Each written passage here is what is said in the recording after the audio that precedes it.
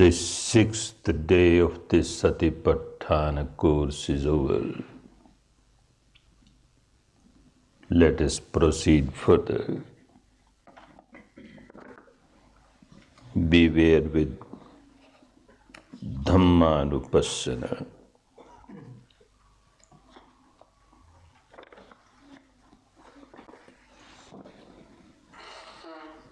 We had covered the Nivaran Pabbam,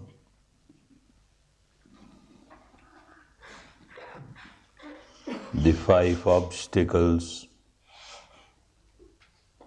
on the progress of the path of Dhamma, the path of liberation.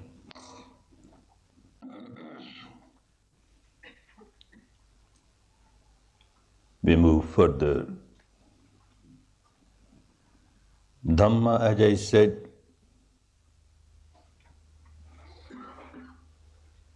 is mental contents. Dhamma, as I said, is the nature of the mental contents. The truth, the law.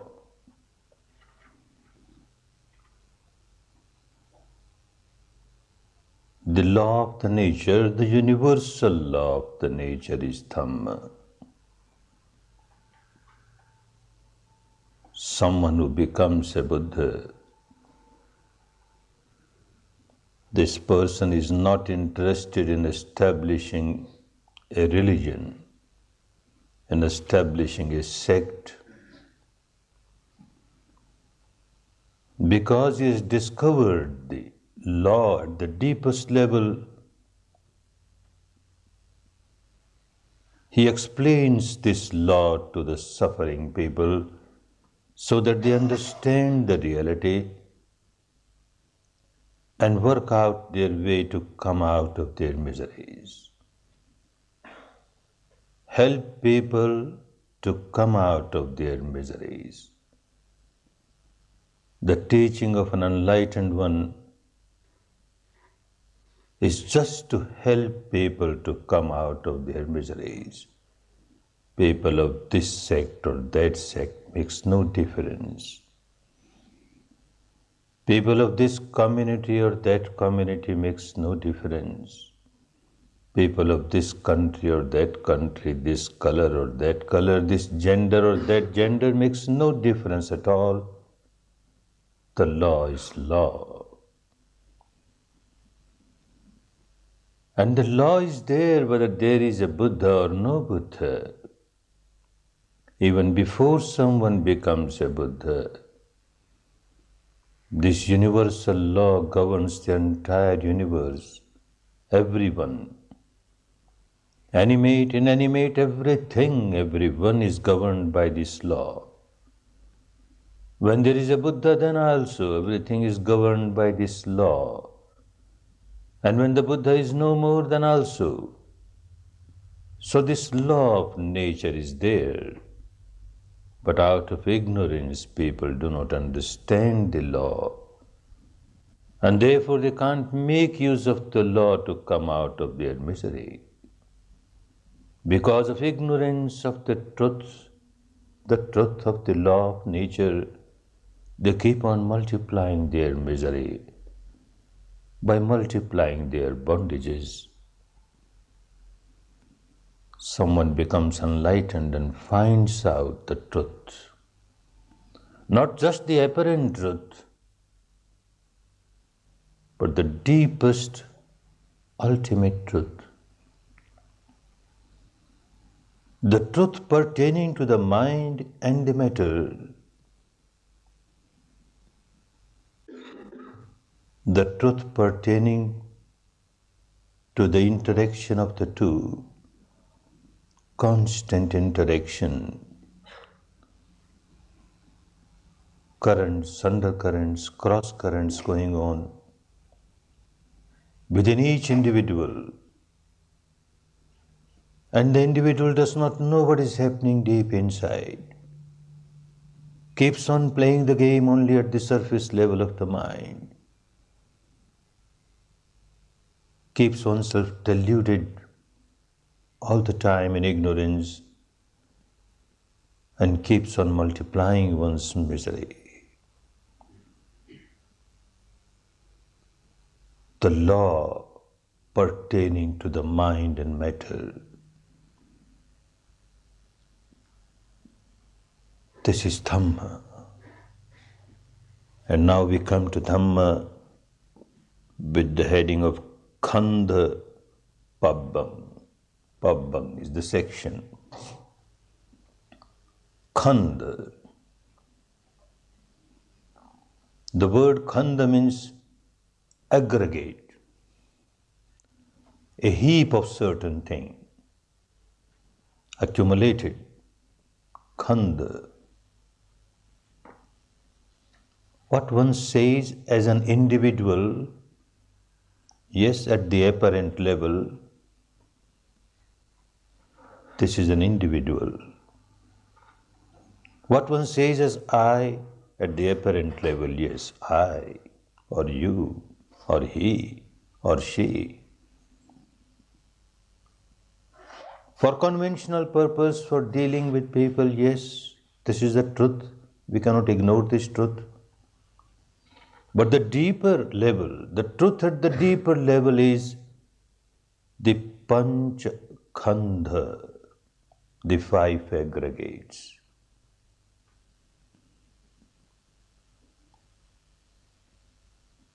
And a Buddha wants you to go to the depth of the reality of these five aggregates and reach the stage where you can't differentiate. The five aggregates are five aggregates. Same with me, same with you, same with he, same with she, same with every living being. A congregation of five aggregates, that's all. And at the level of sanya, one names them, one identifies them by this name or that name. Actually, just five aggregates. One aggregate is the aggregate of matter, tiny little atoms, subatomic particles. Countless subatomic particles joined together. The aggregate of kalapa, the material atoms. This is one aggregate, matter. And the second aggregate, mind, is divided in four divisions. Vijnana, the part of the mind which cognizes. Sanya, the part of the mind which recognizes and gives valuations. Vedana, the part of the mind that feels. And Sankhara, the part of the mind which reacts, which creates. These four aggregates of the mind and the one aggregate of matter, these five join together.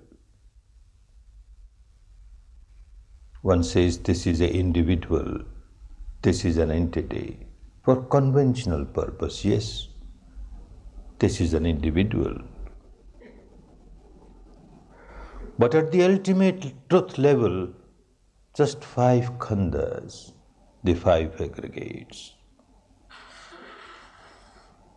This is not to be accepted merely as a philosophy, as a belief. This truth has to be realized. And the whole process of satipatthana, the whole process of vipassana is to realize this truth at the actual level, at the experiential level. So this madness of I, the madness of ego, the madness of identifying oneself with one or the other of these five aggregates, or the combination of these five aggregates, as I, as mine, as myself.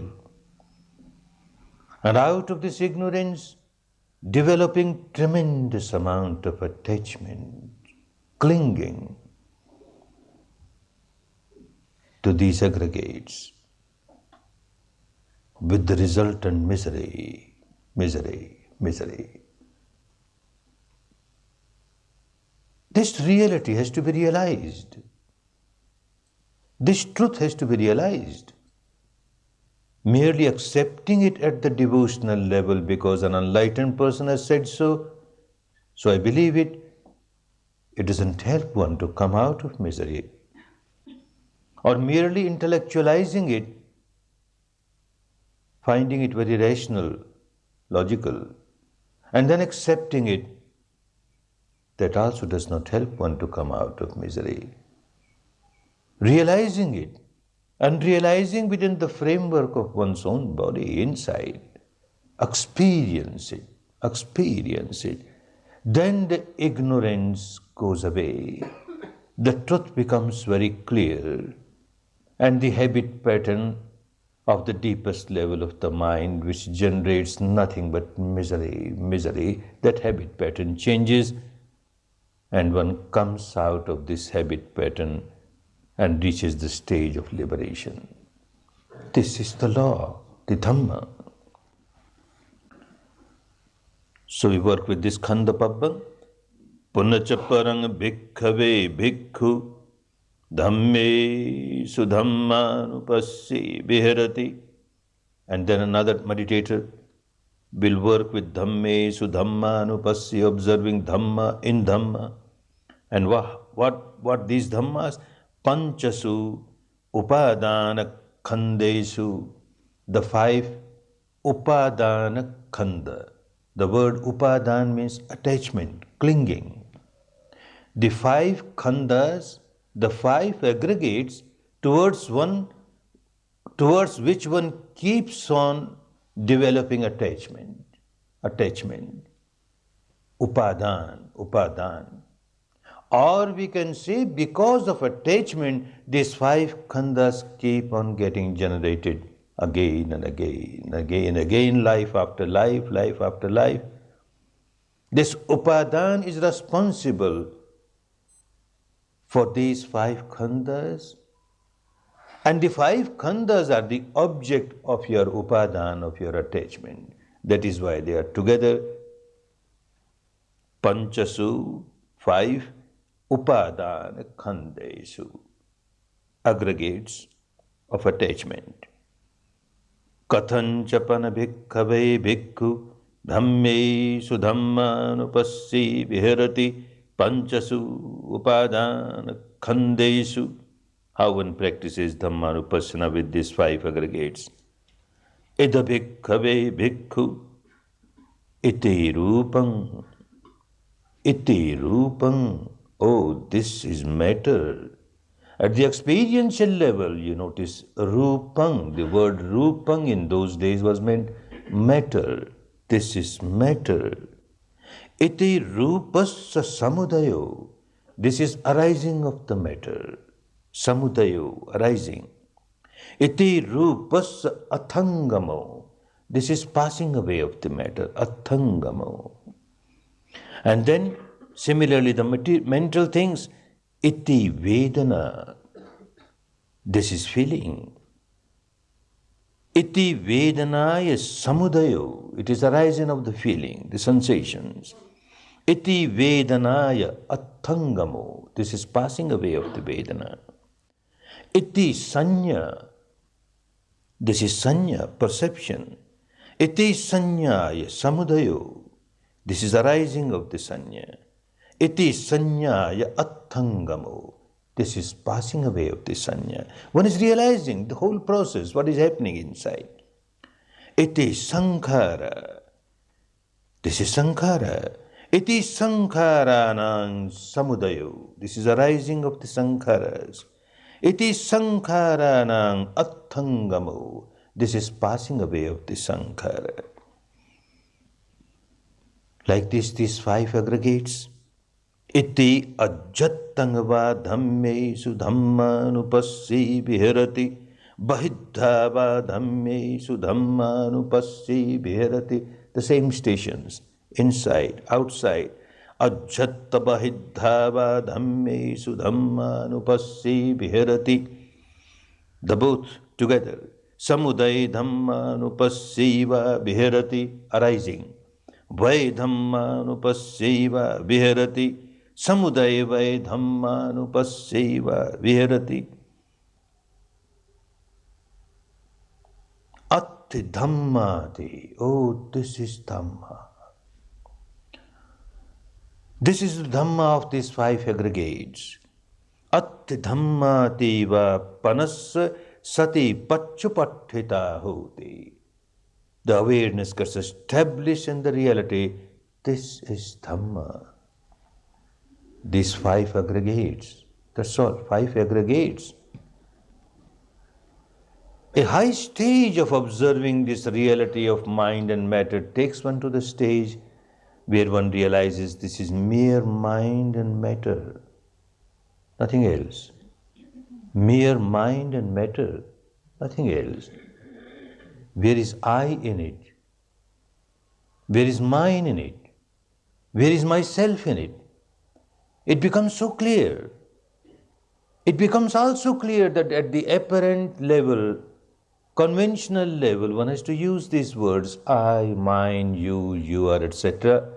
But at the actual level, at the deeper ultimate level, look, there are mere khandas, the five khandas. Like you have your motor car. For conventional purpose, you say this is a car. What is a car? You disintegrate it. You take out the tires, separate, the tubes separate, the wheels separate, the seat separate, the engine separate, the battery separate, the body separate. Separate everything. Then what is a car? Is the tire a car? Is the tube a car? Is the wheel a car? Or is the body a car? What is car? Joined together. We have to give this word, this nomenclature, a car for conventional purpose. But at the actual level, these are different parts joined together.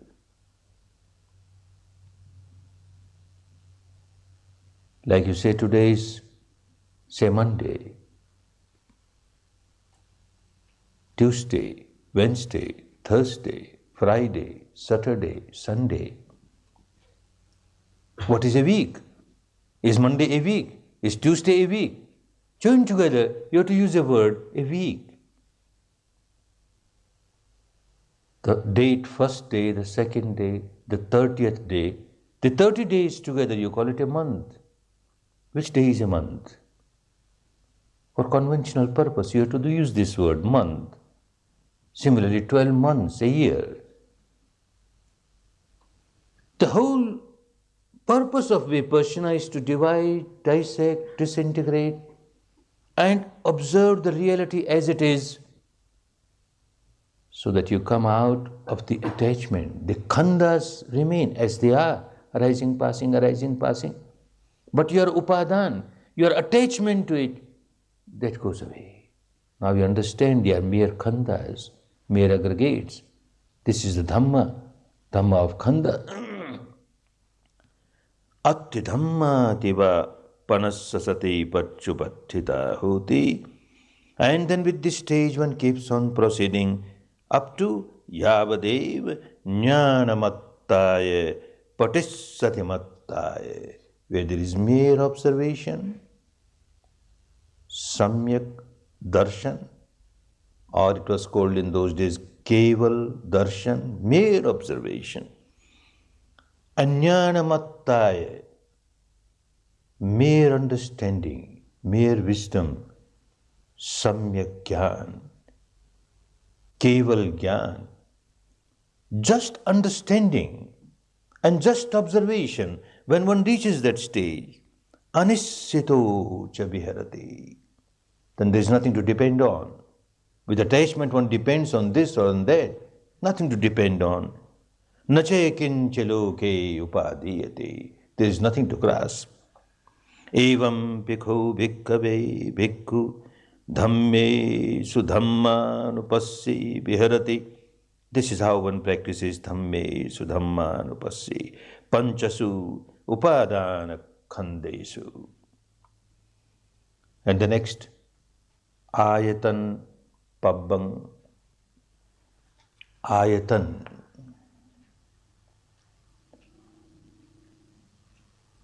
Sense doors, sense organs, sphere of senses, the eyes, the ears, the nose, the tongue, the body skin, and the mind. These are the 6 spheres of the senses. All these 6 are ajjatang, inside, because they are on the body or inside the body. And another 6 ayatan, again the spheres of the sensorium, are the objects. The object of eyes, a vision, color, shape, form, light, etc. The object of the ear, a sound. Object of the nose, smell. Object of the tongue, a taste. Object of the body, the skin of the body, something tangible. Object of the mind, a thought, a emotion, a fantasy, a dream.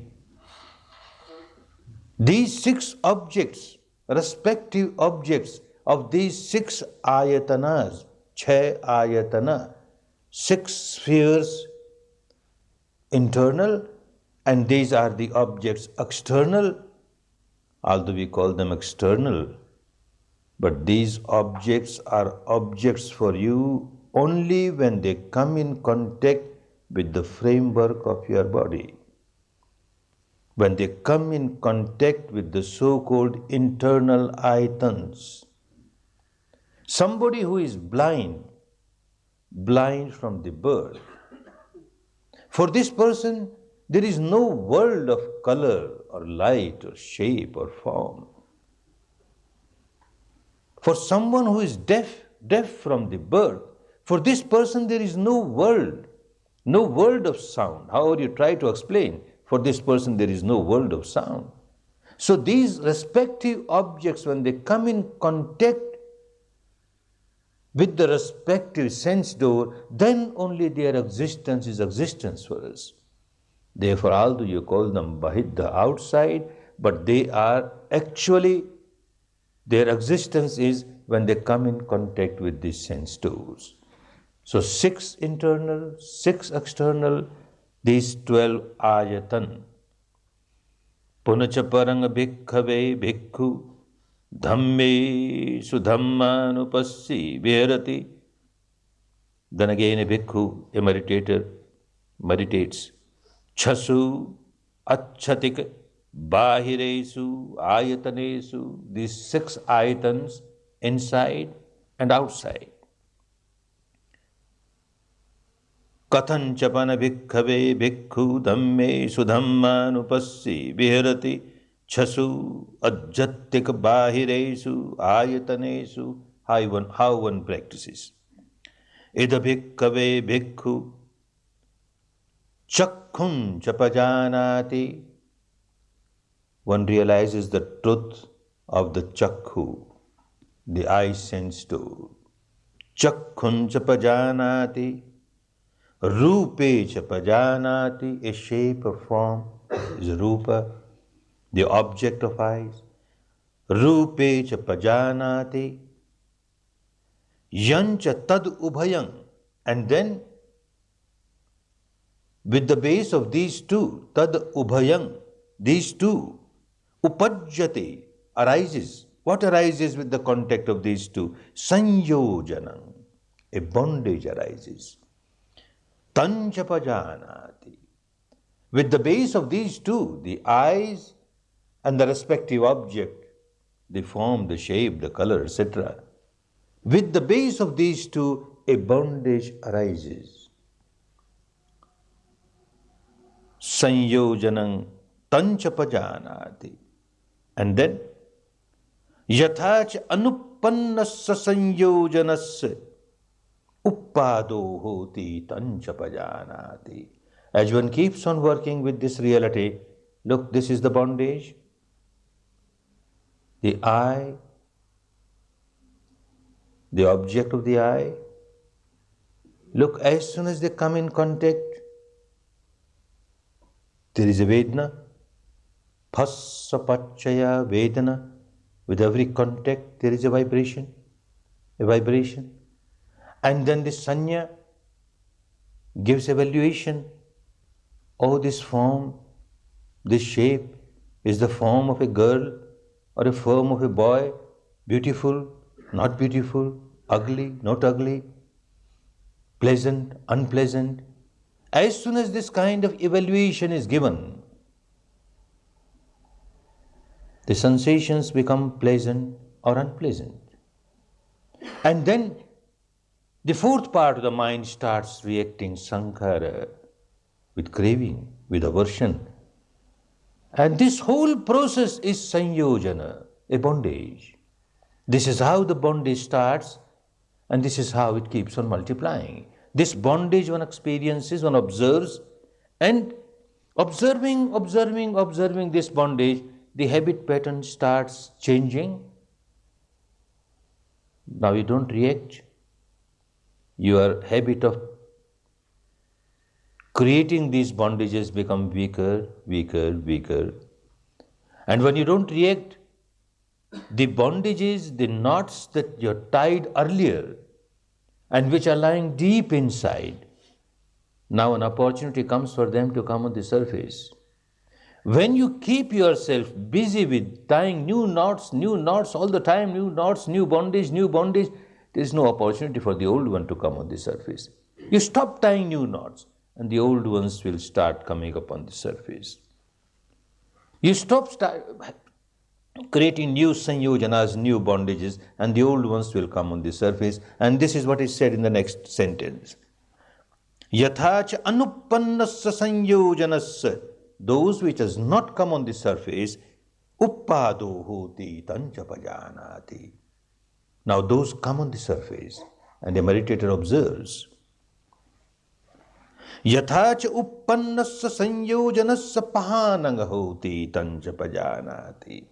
Now this bondage that has come on the surface, this sankhara or the complex that has come on the surface, one keeps on observing. Pahananga hoti.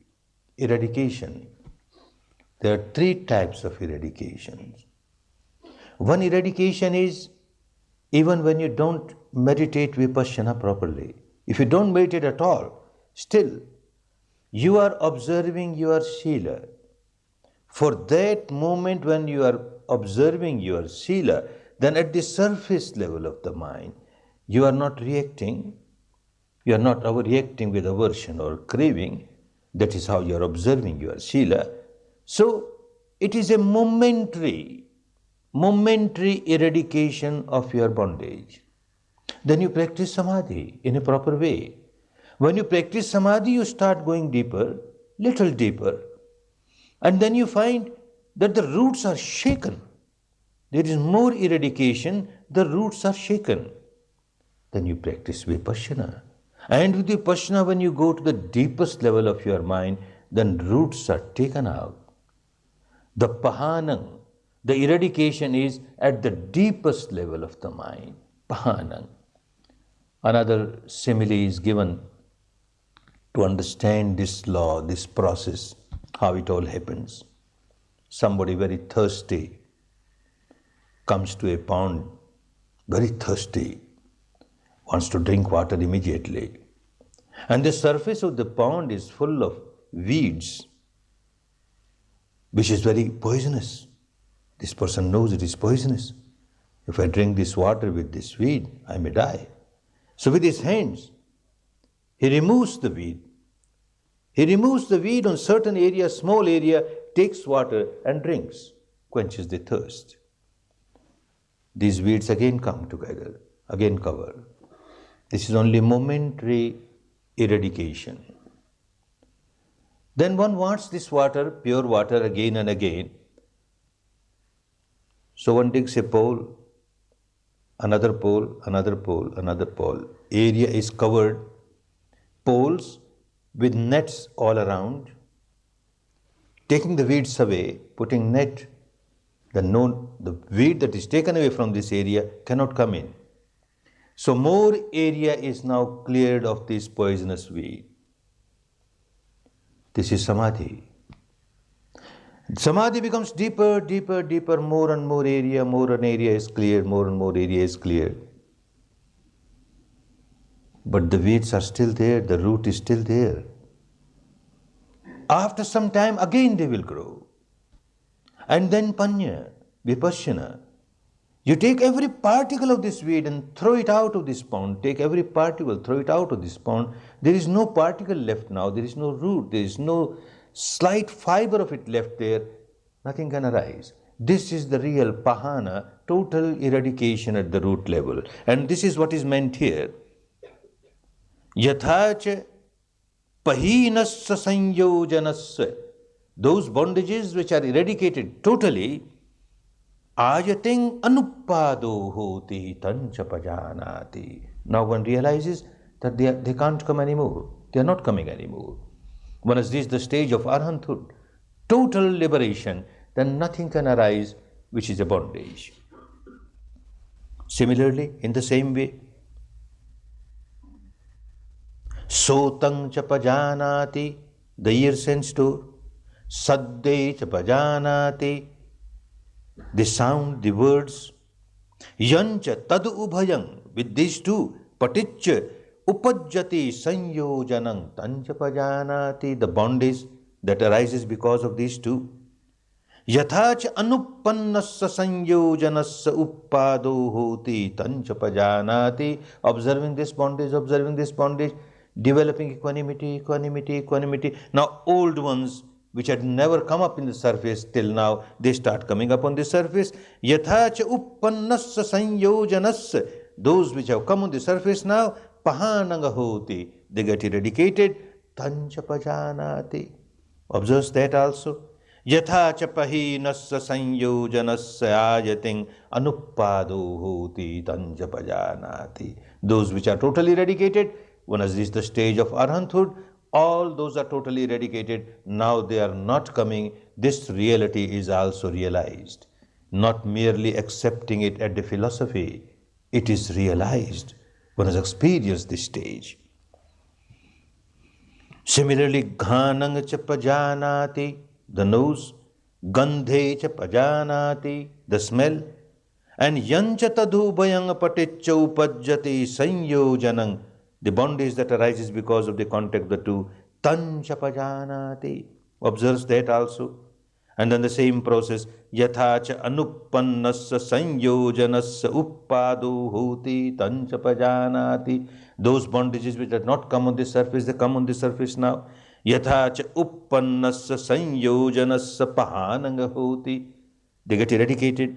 Yathacha pahinasya sanyojanasya ayating anuppado hoti tancha pajanasi, and those which are eradicated totally at the root level, they don't come back now. Total liberation, the stage of total liberation. Similarly, jivvang cha pajanati, the tongue, observes the tongue. Rase cha pajanati, the taste. Yang cha tadubhayang paticca upajjati sanyojanang tancha pajanati, the bondage that arises because of these two, one observes that. And observing, yathacha anuppannasya, those bondages which are not earlier arisen up, now they are arising. Yathacha anuppannasya sanyojanasya uppado hoti tancha pajanati, observes they are arising. Yathacha uppannasya sanyojanasya pahananga hoti, their eradication. Yatha cha pahinasya sanyojanasya ayating anuppado hoti tancha pajanati. Those are totally eradicated. They don't come back. This reality is also observed. Then kayancha pajanati, the body. Photabheta pajanati, anything tangible. Yancha tadubhayanga paticcha uppajjati sanyojanang tanja pajanati, and the bondage that comes because of these two. Yathacha anuppannasya sanyojanasya uppado hoti tancha pajanati, the old accumulated bondages coming on the surface. Yathacha uppannasya sanyojanasya pahananga hoti tanja pajanati, they are passing away, their eradication. Yathacha pahinasya sanyojanasya ayating anuppado hoti tancha pajanati, and those which have passed away are not going to come again. This situation is also observed, witnessed. Manang cha pajanati, the mind. Dhamme cha pajanati, the contents of the mind. Yancha tadhubhayanga paticcha uppajjati sanyojanang tancha pajanati, the bondage because of these two. One observes, observing, the old ones start coming up on the surface. Yathacha anuppannasya sanyojanasya uppado hoti tancha pajanati. And then yathacha uppannasya sanyojanasya pahananga hoti tancha pajanati. One witnesses the eradication of those which has come upon the surface.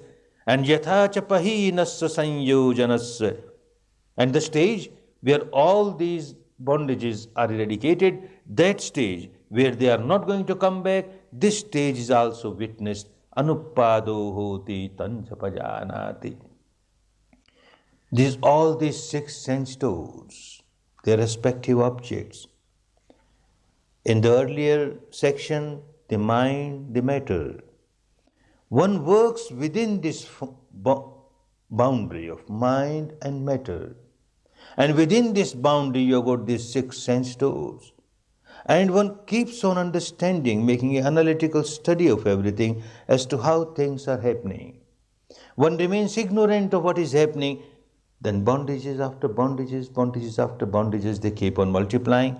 One comes out of the ignorance and observes the reality in wisdom. The process of bondage stops. The habit pattern of generating bondages stop. And the old ones get eradicated one after the other, or big chunks of them, they come on the surface and pass away. A stage comes when there is no more bondage, one is fully liberated. Iti ajjattangava dhamme sudhammanupassi viharati, and after that the same process, bahiddava dhamme sudhammanupassi viharati, inside, outside, ajjatta bahiddava dhamme sudhammanupassi viharati, both inside, outside simultaneously. Samudaya dhammanupassiva viharati, arising, vai dhammanupassiva viharati, samudaya vai dhammanupassiva viharati, arising, passing, then arising and passing instantly. Atti dhammati, oh, this is dhamma. All these six sense doors and their objects, they are all dhamma. One understands that mere dhamma, where is I in it? Where is mine in it? Where is he in it? Where is she in it? Where is an individual in it? For the conventional purpose, yes, all these six sense doors joined together, there is an entity, there is an individual. But dividing, dissecting, disintegrating, dissolving, making analytical study of them separately, oh, there is no such thing as an individual. Just a mass, a combination of all these, and a process of interaction going on. The ignorance does not allow us to understand this process when we understand at the intellectual level, but the ignorance does not allow us to witness this process, and therefore we cannot come out of the bondage that is created by this process. And this is what is Dhamma. Yavadev Jnanamattaya Patisatimattaya anisito cha biharati, nache kinche loke upadiyati. The same process, the same stations reaching the final goal. Evam pikho bhikkhave bhikkhu dhamme sudhamma nupassi biharati chasu ajjatik bahiresu ayatanesu. And the next, Bojjhang Pabbang. Bojjhang.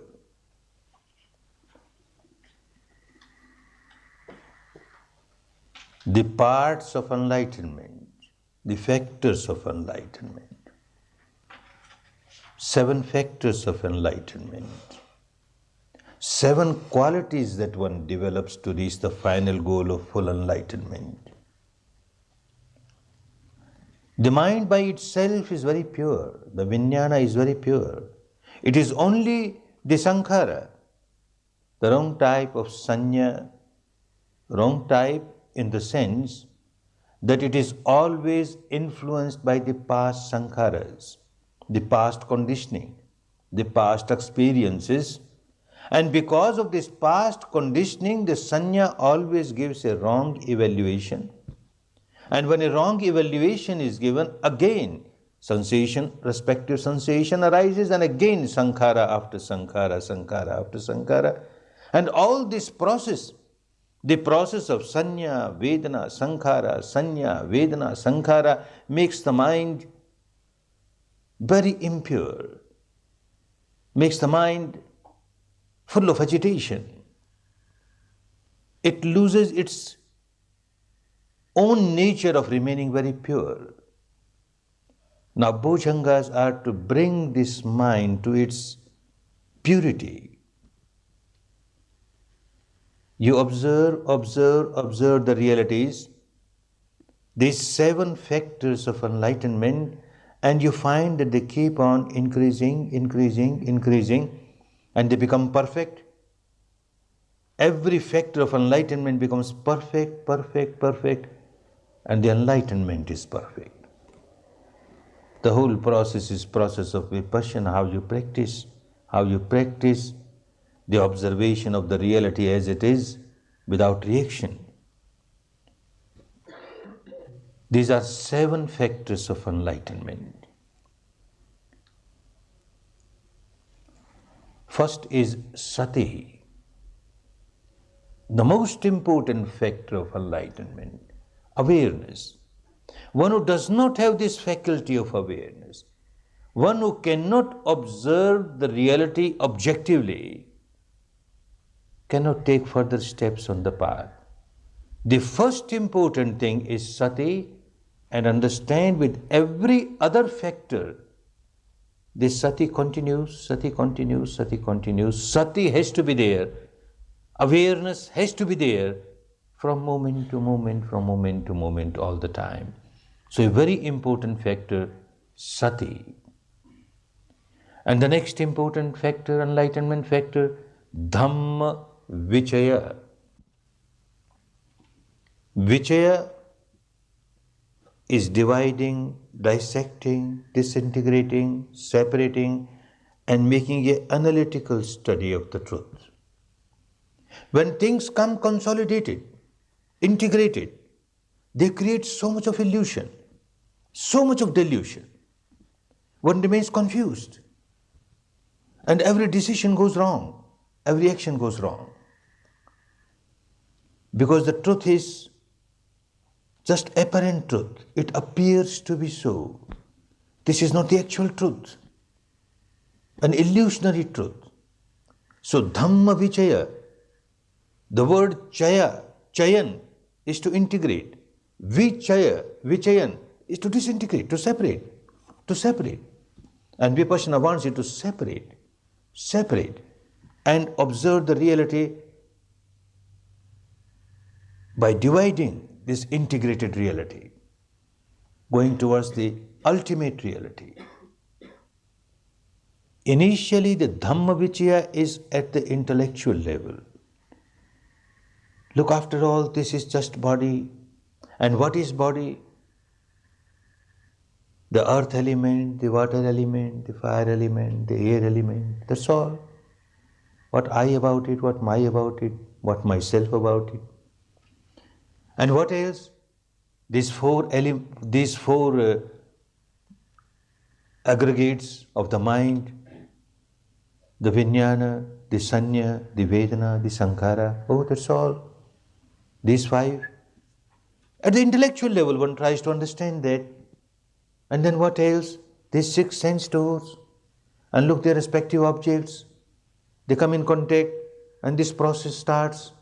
Process of multiplication starts. And if we are wise enough, the process of liberation starts. The entire thing becomes very clear, but merely at the intellectual level. This is not vipassana.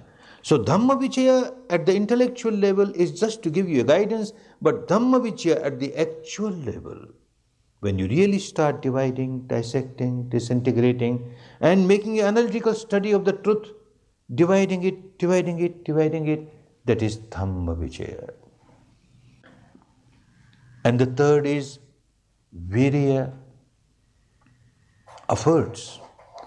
Like in the Eightfold Noble Path, you say Samma Vayamo, right effort. Virya, you have to make effort.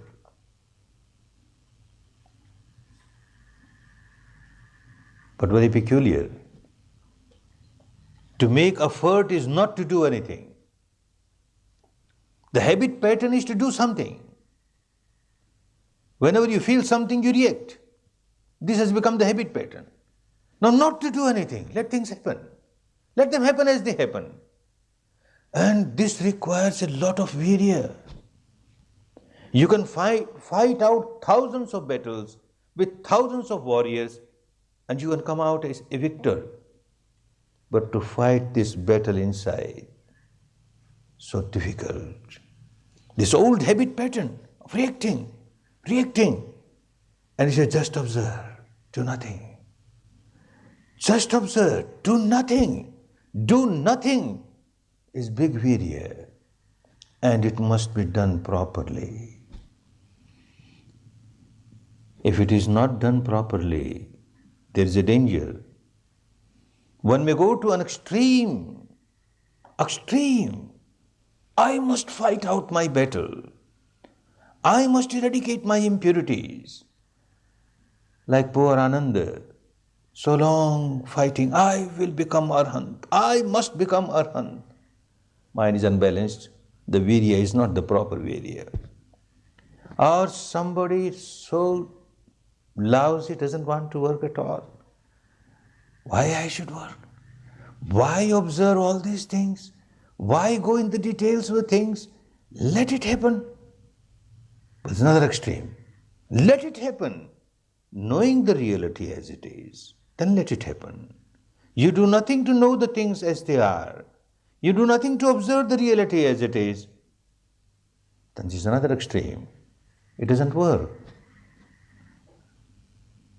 Slight tension is necessary to remain attentive. Slight tension, otherwise you won't work. You can't work. But building up too much of tension, then you can't work. An example is given like somebody who wants to make a hole in a gem, very precious gem. Some pressure has to be given to drill a hole in it. Some pressure is necessary. If you don't put any pressure, you're not successful. But if you put too much pressure, the gem may get broken. Such a valuable gem. So one should know the middle path, the virya. What type of virya? First thing is what virya?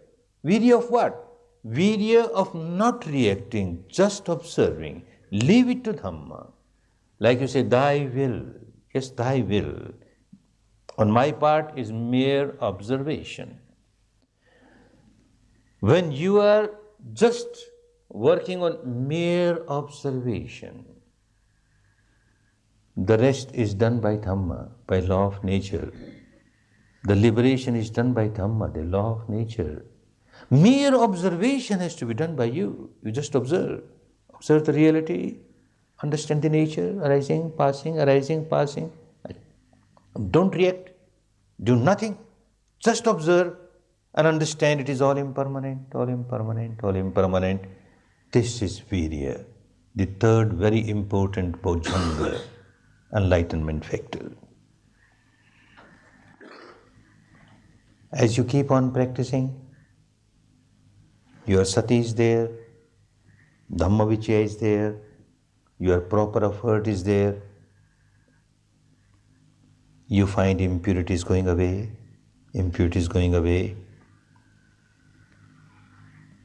One reaches a stage where there is lot of pleasant sensation throughout this physical structure, rapture, so much of bliss-like thing, so pleasant. This grows. As the purity comes, it grows. But one has to be careful. Everywhere you have to make it a Bojjhanga, a factor of enlightenment. And the factor of enlightenment is that you have to work very properly. When this very pleasant sensation arises, like one feels a free flow of subtle vibrations throughout the body, wonderful. Oh, this is what I was looking for. Now I got it. This is what I wanted. So much of bliss, And one starts developing attachment to it, clinging to it, there is no more Bojjhanga. It is no more a factor of enlightenment. You are experiencing it, nothing wrong. This experience will develop, nothing wrong. As the impurity goes away, this will become stronger and stronger. But along with that, the understanding of anicca is there. Look, this is still the field of mind and matter. And the entire field of mind and matter has this nature of arising, passing, arising, passing, arising, passing. If this understanding remains, then this piti, this pleasant feeling, becomes a factor of enlightenment. It helps you.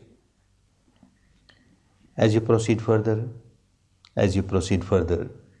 observing this feeling of piti, pleasant sensation, waves after waves of this pleasant sensation arise, pass, and you are just observing. Without any attachment, a stage comes, which is called passaddhi, extreme tranquility,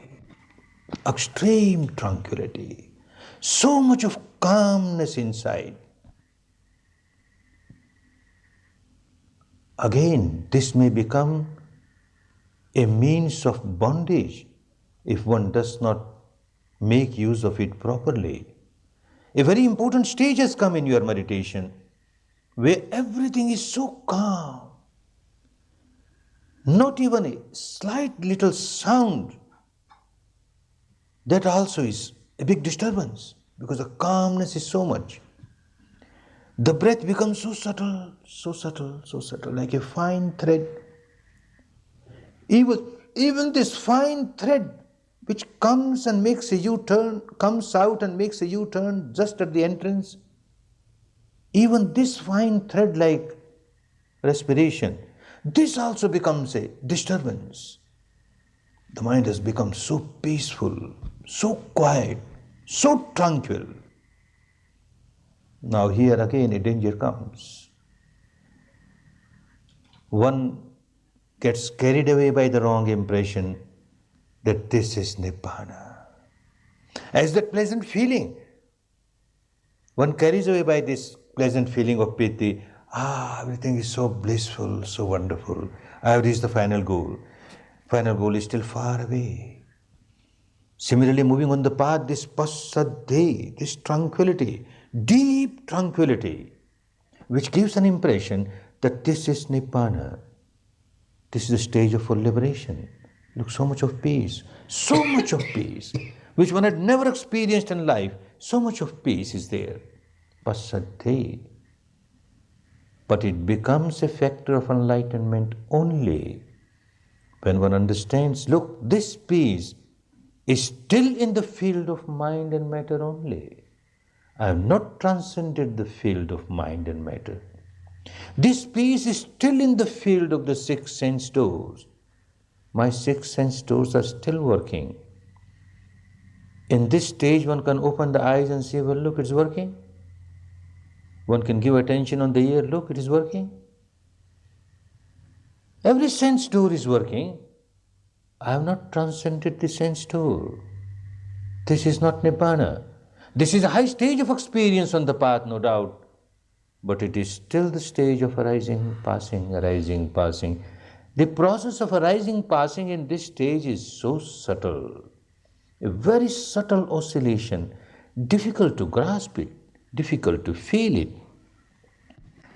Now the sensation that one feels at this time, it is called adukkham asukham, neither pleasant nor unpleasant.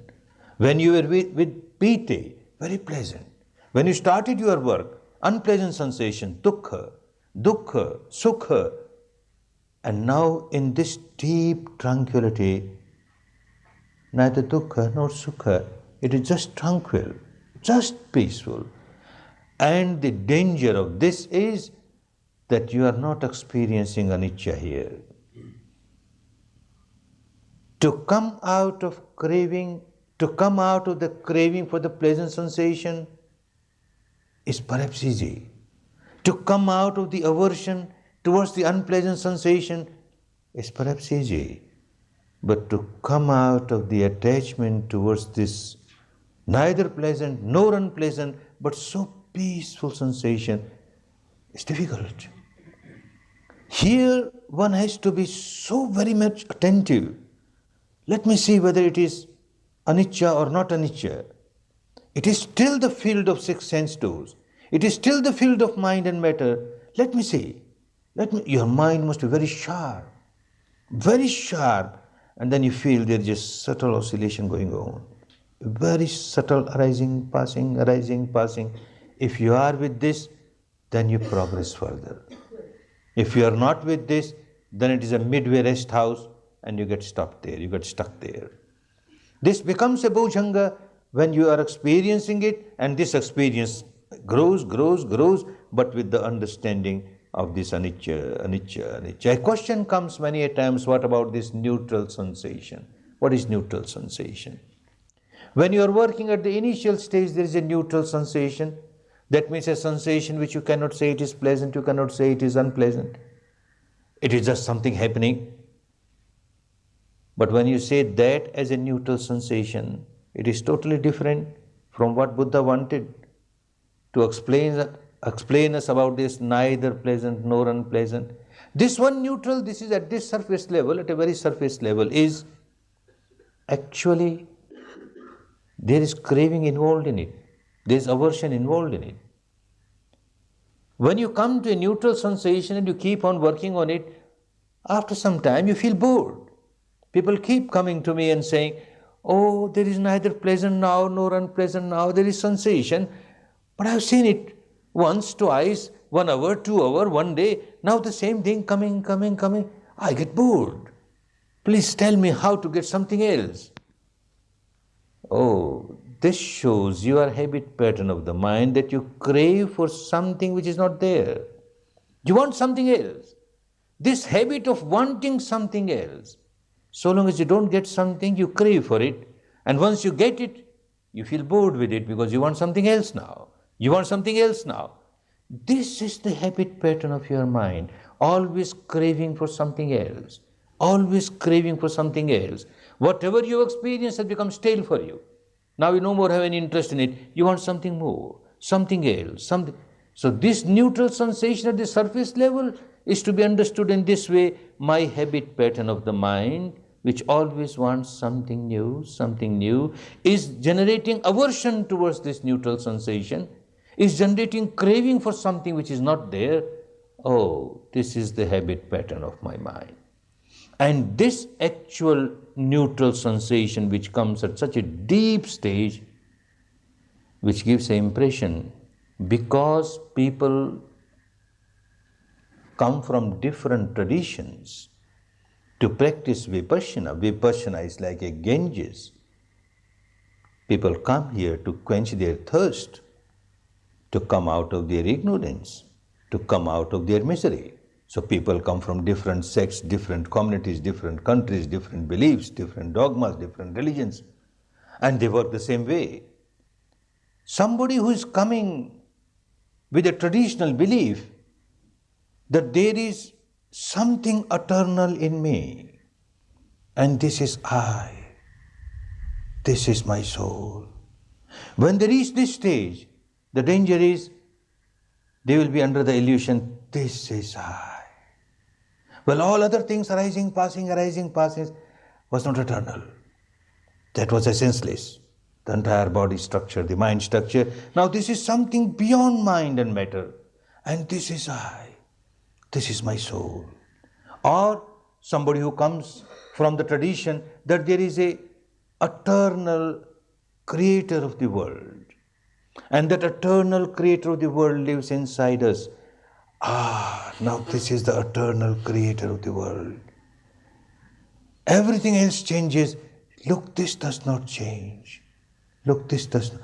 This passaddhi, which gives this deep, tranquil experience, where you can't say it is pleasant, you can't say it is unpleasant. It is just very deep tranquility, and which gives a illusion that it doesn't change. Look, it doesn't change. Becomes a big bondage. If you examine it very thoroughly, you find however tranquil it may be, however deep calmness it may be, there is oscillation going on. Then this becomes the enlightenment factor, because it will give you strength to move further. And then the next bhujanga, the enlightenment factor, samadhi, concentration, absorption. Again, there could have been samadhis of different types as they were there before Buddha became Buddha. The 8 types of jhanas, different types of samadhis that are practiced even now, even today. Mind gets concentrated in the object. Mind gets concentrated in the object and one feels, I've attained my goal. Again a danger. The samadhi must be samadhi with the awareness of the mind and matter phenomenon, and with the awareness of the changing nature of this mind-matter phenomenon. Then with sampajanya, this samadhi is samadhi. And then this samadhi will take you to the final goal, because you are with sampajanya, arising, passing, arising. Mind is concentrated on the reality, realizing its true nature of arising, passing. So this samadhi, which were lokiya samadhi, lokiya jhanas, the samadhi which helps us to rotate from one plane to the other, life after life, is totally different. The samadhi which is samma samadhi, which takes us out of all these planes, fully liberated from this bondage of death and birth and miseries of different types, the sufferings of different types, is lokottara. This takes us to the stage which is beyond mind and matter.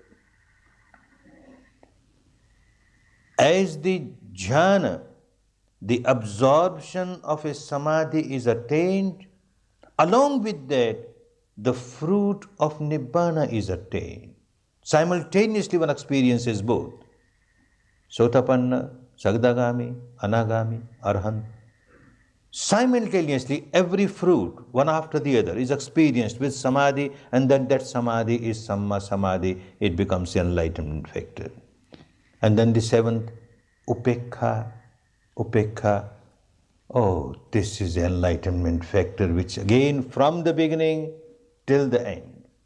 Like the sati, from the beginning till the end, so also upekha, equanimity. These 2 factors are there always at every step. The first, the sati, and the last, the upekha, is always there. Whether you are working with dhamma vichaya, whether you are working with any factor, these 2 are there. Your awareness and your equanimity. Understand these 7 enlightenment factors, which are very important to take us to the final goal. As you observe these enlightenment factors one by one,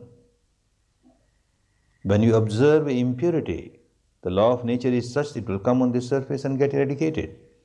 When you observe these factors, they come on the surface and they get multiplied, because the nature of the mind, the purity of the mind has all these factors, and they get developed, they are fulfilled totally. And like these six, all these seven have this multiplication of these factors, one gets fully enlightened and reaches the final goal. And this is what is explained in this Bojanga Pabbam. Punacha parang bhikkhave bhikkhu dhamme sudhammanupassi viharati sattasu bhujangesu, the seven enlightened factors. Kathanchapana bhikkhave bhikkhu dhamme sudhammanupassi viharati sattasu bhujangesu. How? Ida bhikkhave bhikkhu santangava ajjattang sati sambhujangang. When there is sati sambhujang, the enlightenment factor of sati, Atthime ajjattang sati sambhujangoti pajanati. One observes this reality. Well, look, there is now sati. Aisantangava ajjattang. When it is no sati, one observes it. Look, there is no sati. Aisantangava ajjattang sati sambhujangang natthime ajjattang sati sambhujangoti pajanati. One accepts this reality also. Yathacha anuppannassa sati sambhujangassa uppado hoti. All your accumulated enlightenment factors of sati of the past, now they come on the surface and help you. Yathacha anuppannassa sati sambhujangassa uppado hoti tancha pajanati. He observes that. And yathacha uppannassa, all those who have arisen from the depth, sati sambhujangassa bhavanaya paripuri hoti tancha pajanati. Repeatedly they come up, you observe, they multiply till they become complete, totality, fully attained.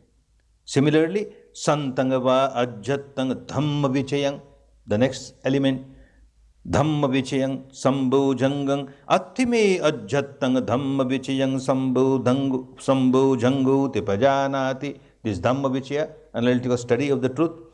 Aisantangava ajjattang dhamma vichaya sambhujangang natthime ajjattang dhamma vichaya sambhujangu tipajanati. If it is not there at this moment, you are aware it is not there at this moment. Yathacha anuppannassa dhamma vichaya sambhujangassa uppado hoti. They arise from the depth. Tancha pajanati. One knows that. Yathacha uppannassa dhamma vichay sambhujangasya bhavanaya paripuri hoti tancha pajanati. This faculty gets developed till it reaches the final goal. Santang chay ajjattang virya sambhujangang. Your effort, virya. Atthime ajjattang virya sambhujangoti pajanati. When it is there, you know it is there. Aisantangava ajjattang. When it is not there, virya sambhujangang natthime ajjattang virya sambhujangoti pajanati. When it is not there, you know it is not there. Yathacha anuppannasya virya sambhujangasya uppado hoti tancha pajanati. Others come up, which they had not come up earlier. Yathacha uppannasya virya sambhujangasya bhavanaya paripuri hoti tancha pajanati. Repeatedly coming up, they multiply and become fulfilled. Santang chay ajjattang piti sambhujangang. Similarly, piti sambhujangang atthime ajjattang piti sambhujanghoti pajanati. The rapture, the bliss, the feeling of pleasant sensation. Aisantangava ajjattang piti sambhujangang natthime ajjattang piti sambhujangoti pajanati. Yathacha anuppannasya piti sambhujangasya uppado hoti. Which had not arisen earlier is now arisen now. Tancha pajanati. Yathacha uppannasya piti sambhujangasya bhavanaya paripuri hoti tancha pajanati. They get fulfilled by repeated observation. Santangava ajjattang passaddhing sambhujangang atthime ajjattang passadhi sambhujangoti pajanati. This tranquility. Aisantangava ajjattang passadhi sambhujangang natthime ajjattang passadhi sambhujangoti pajanati. Now it's no tranquility. Yathacha anuppannasya passadhi sambhujangasya uppado hoti tancha pajanasi. one which had not arisen before, now it is arising and you are aware of it. Yatha cha uppannasya passadya sambhojangasya, again bhavanaya paripuri huti tancha pajanati, it gets fulfilled. And santangava ajjatang samadhi, now the next samadhi, samadhi sambhojangang atthime ajjatang samadhi sambhojanguti pajanati. Aisantangava ajjatang samadhi sambhojangang nathime ajjatang samadhi sambhojanguti pajanati. It's not there, it is not there. Yatha cha anuppannasya samadhi sambhojangasya uppado hoti tancha pajanati.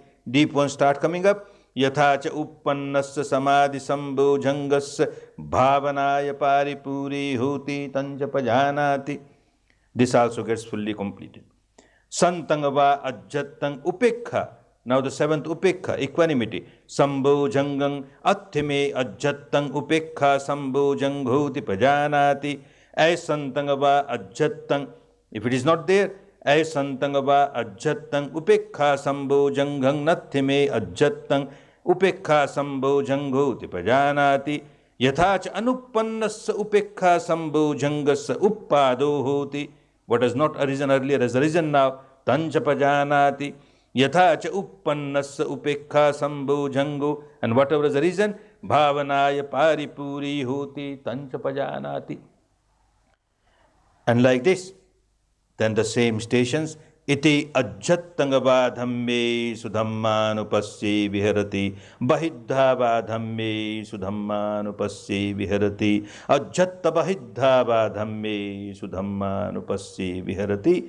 And then samuday dhammanupasye va dhamme suviharati. Vai dhammanupasye va dhamme suviharati. Samuday vai dhammanupasye va dhamme suviharati. Inside, outside, both outside, inside, arising, passing, both arising and passing. Atti dhammati, oh, this is dhamma, just dhamma. Atti dhammati va panasya sati pachupattita hoti. The awareness gets established with the reality, this is dhamma. Yavadeva jnanamattaya patissati mattaya anissito cha viharati nacha kinchi loke upadiyati. No more grasping, no more clinging. Evam bhikho bhikkhave bhikkhu dhammesu dhammanupasye viharati. Like this one practices dhammanupassana. Now there are only just one day more for discourse, and a lot of questions have come. I don't think I can take up every question, but some of them we finish in a few minutes. One question is directing our attention the only freedom we have, all other things being governed by Dhamma? Everything is governed by Dhamma. Directing your attention is the only thing that you can do to liberate yourself. Otherwise, you have got power to do anything. You can react, there is nobody to stop you. You can keep on reacting and multiplying your misery, multiplying your misery. For liberation, this is the only thing for you to do. Just observe, just observe. And the rest certainly Dhamma will do. Liberation will be done by Dhamma. And the bondage is done by Dhamma, law of nature. You react and the Dhamma will put you in bondage, in misery. Where is the dividing line between seriousness of practice and craving? Good question. See, when somebody says work seriously, and you develop a craving for this. Craving for what? Craving for the attainment of the result of your working seriously, or even working seriously, you develop an attachment to this working seriously, whether there is a attachment or whether there is a craving or you are working without craving. The only way to examine is when you find yourself you are not working properly, you are not working seriously, and you feel very much depressed because of that. Oh, I was asked to work seriously, and look, I am not working seriously. Then there is craving. This is the dividing line. If you find that you have not worked seriously, look, I am not working seriously. Yes, I will work seriously now. But you don't crave, you don't become unhappy because of that. The fact is there. This is the truth, that at present I am not working seriously and I must work seriously. All right, I start again. Then craving is not involved and you keep on progressing. Do neutral sensations come from neutral reactions, and do we hope to change this to mere observation? Yes, we have discussed so much about neutral sensation. They come due to ignorance, and you just observe them. Ignorance goes away, and you find this is also a changing phenomenon. This will also change. Sooner or later, this will also change, and it continues to change. There is one change where you find something accumulated, totally changes into something else. And there's another change at a very subtle level which takes place every moment, arising, passing, arising, passing, arising, passing. From this gross level of changing, look, there was a very unpleasant sensation, and after some time it has passed away. This is one understanding of anicca at the surface level. This also is helpful. But you have to go to the stage where, in spite of very painful, solidified sensation, there's the undercurrent of vibration going on. Well, look, even this painful sensation arises, passes every moment. That is anicca at a deeper level. When during meditation, sense desire arises and one gets carried away, rolling in the thought for some time before observation, before one realizes it, does one then multiply those already pleasant sankharas and ends up actually in a worse state than before instead of purifying? You had been multiplying, the process of multiplying was there all the time, 24 hours. You never observed it. So the process of multiplication was continuously there. Now at least you get few moments when you're observing and you stop that process of multiplication, few moments, which turn into few seconds, which turn into few minutes, which may turn into few hours. That much goes to your credit.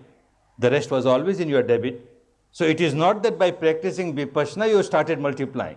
By practicing Vipassana you understand, look, it is multiplying, and you are, every time you roll in these sensual pleasures, you keep on multiplying your misery, you keep on multiplying your misery, and those moments when you are observing, you are coming out of it. This is what it is. You just observe, and as much as you observe, you are coming out of it.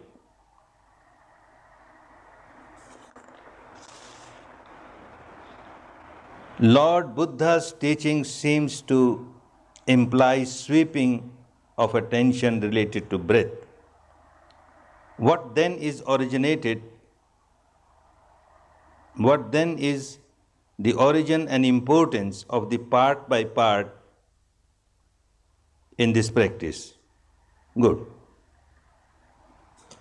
When he says sabbakaya patisambedi assasisami tisikhati, for every other sentence he says pajanati, but here he says sikhati, he learns. That means he has to do something to learn how to reach the stage where one can sweep the entire body in one breath. And this learning is going part by part. You not reach the stage where you can sweep, so you go part by part, and going part by part, observing it, you allow the solidity in that particular part to dissolve little by little, till the whole thing gets dissolved. And once the whole thing is got resolved, and you can sweep en masse inside, outside the whole body, then why again part by part? The reason is that there might be very small areas. You may be under the impression that when I sweep the whole body from top to bottom, the entire body is opened up now. But when you go part by part, you find some small areas which otherwise in this sweep you may not know. So that is why you have to go again part to examine whether really everything is opened up or not. That's why it is done. Sikhati, you learn to reach the stage of Bhangajnana.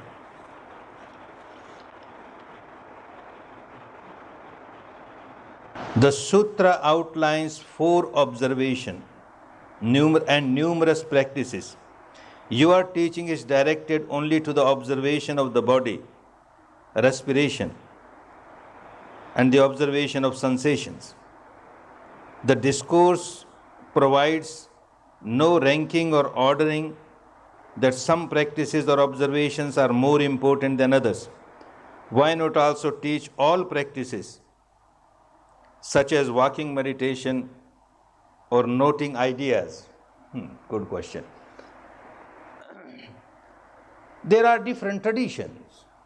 Buddha also, when he gave an object of meditation to somebody who came to him, Buddha was Buddha, a fully enlightened person.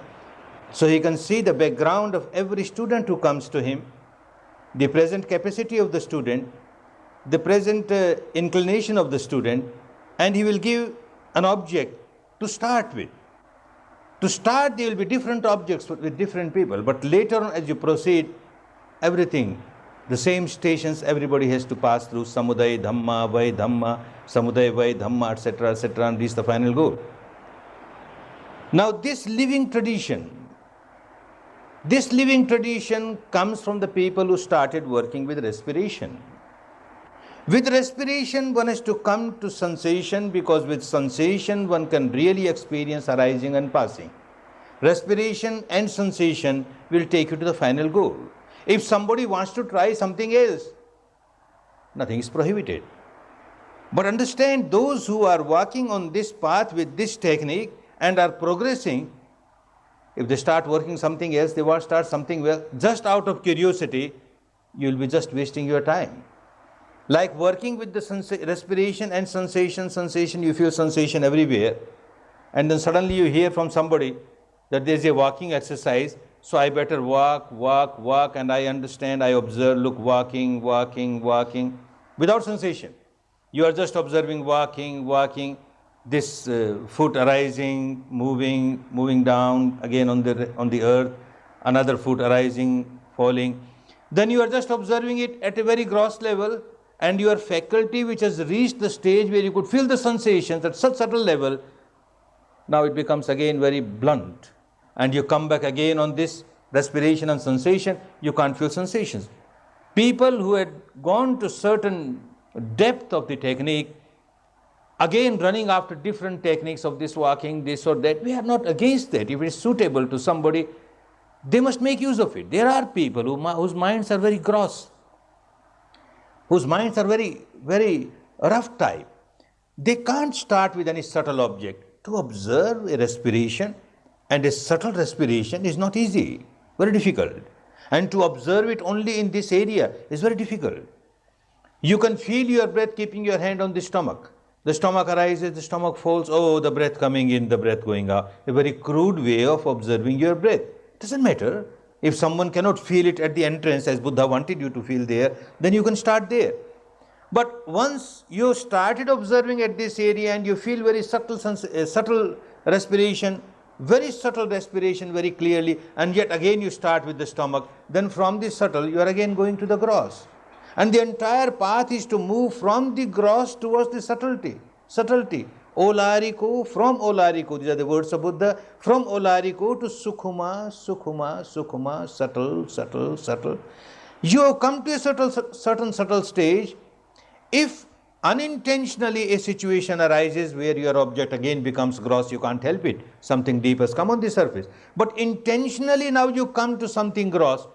You create a gross object and you work with the gross object, forgetting all about your subtle reality which you had been experiencing.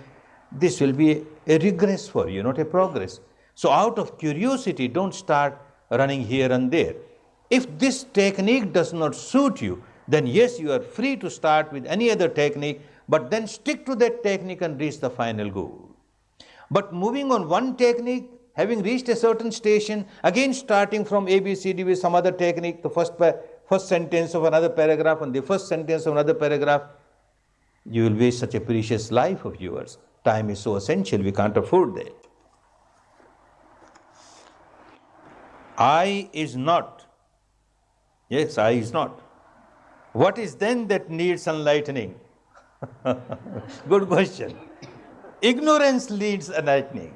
What else? Ignorance needs enlightening. The bondage needs liberation. That's all. Nothing else. How do you define a mind of compassion? Mind of compassion is mind of compassion. When there is compassion in your mind, you accept the fact, oh look, now my mind is compassionate mind. Also, can we use compassion with awareness when dealing with our own sufferings? Certainly. The first object of your compassion should be yourself. I say be kind to yourself. Love yourself. Be compassionate to yourself. See how much misery you are inflicting on yourself. You are so cruel to yourself. Every time you react with craving or aversion, you are so cruel. You are harming yourself. You are inflicting misery on yourself. Be kind to yourself. Be compassionate to yourself. Don't generate just sankharas of craving or aversion. Or even if you say that I am generating aversion towards somebody else, I am generating anger towards somebody else, you started harming yourself. You are not kind to yourself. You are not compassionate to yourself. The anger that has arisen in you may harm the other person or may not harm the other person. If the other person is a good Vipassana meditator, he is not going to be harmed. She is not going to be harmed. But you are going to be harmed. Certainly, the moment you generate anger, the nature starts punishing you. You become miserable. So be kind to yourself. Be compassionate to yourself.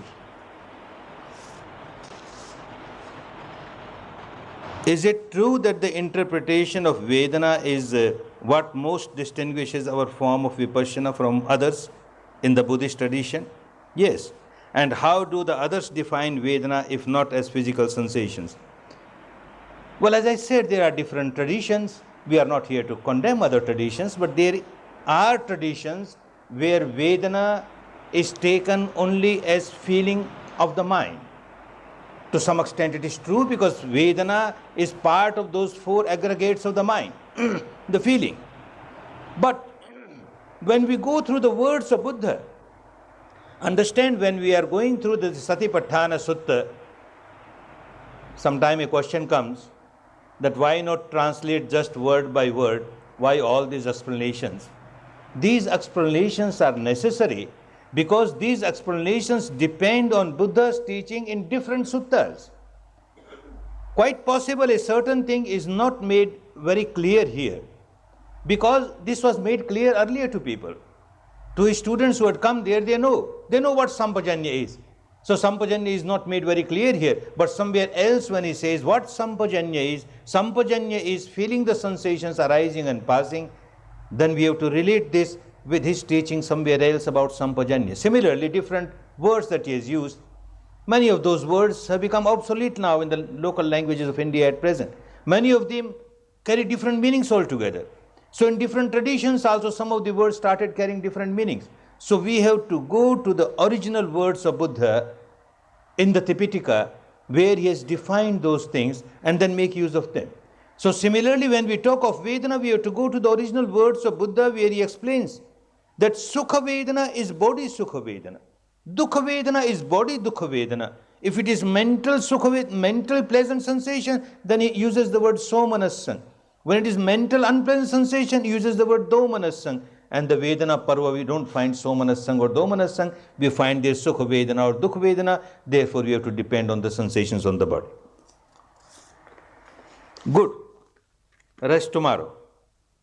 Now, whatever you have understood at the intellectual level and whatever you experienced at the experiential level, make use of both of these, and the rest of the time that you have working with this course, make use of it properly, and not only that, in your day-to-day life later on, make use of Dhamma, live the life of Dhamma, both outside and also inside, observing the reality inside and accepting the whatever happens outside.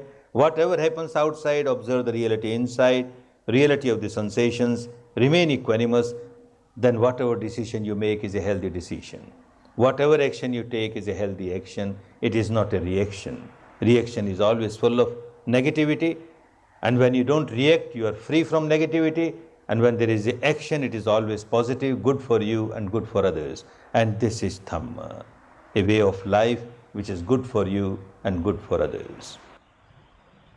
May all of you become competent to live a life which is good for you and good for others, good for you and good for others. May all of you enjoy the best fruits of Dhamma, peace, harmony, happiness. Bhavatu sarva mangalam Bhavatu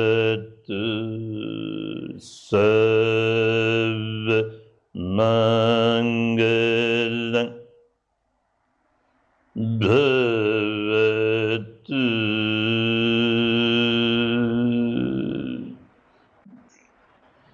sarva mangalam.